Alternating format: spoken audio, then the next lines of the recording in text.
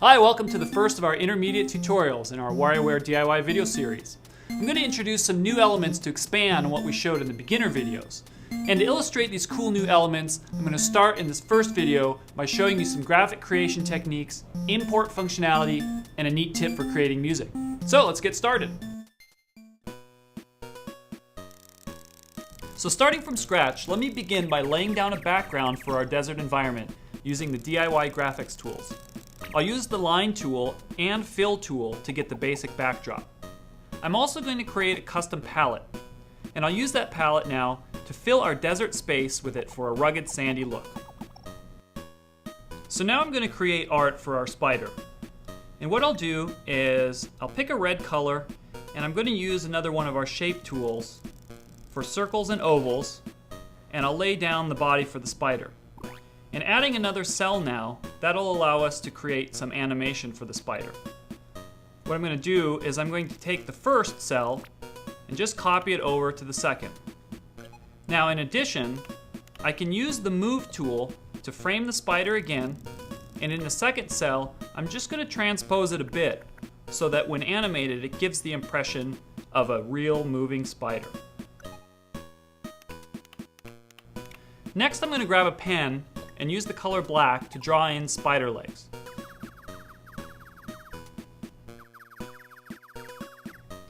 Now in the second cell, what I'm going to do is use the trace tool so that we can reference the art from the first cell. And that way I'll be able to draw in the spider legs to make them look like they animate. And we can remove the trace tool display, and then switching back and forth, we can see how it looks when it animates. Next, I want to add an enemy for our spider to munch on, but we're not going to draw it. We're going to import it. That's right, in D.I.Y you can borrow any of the assets in any microgame or even music from any of D.I.Y's records to be used in whatever you're making. If you're good at programming AI but bad at drawing, borrow some art from a Metroid game. If you're good at art but terrible with music, you can grab some groovin' tracks from another game. Anyway, let me show you how to import an enemy for our game. Now going into the D.I.Y shop, remember that any assets from any of the games can be imported.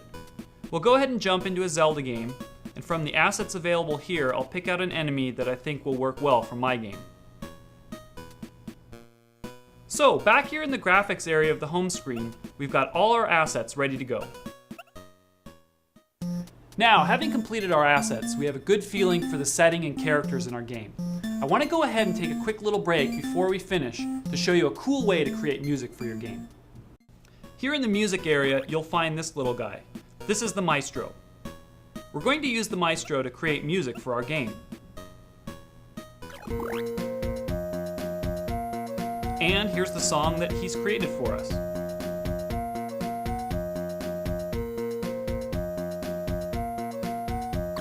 Now, I'm the type that likes to create melodies, but I struggle with coming up with good beats or bass lines.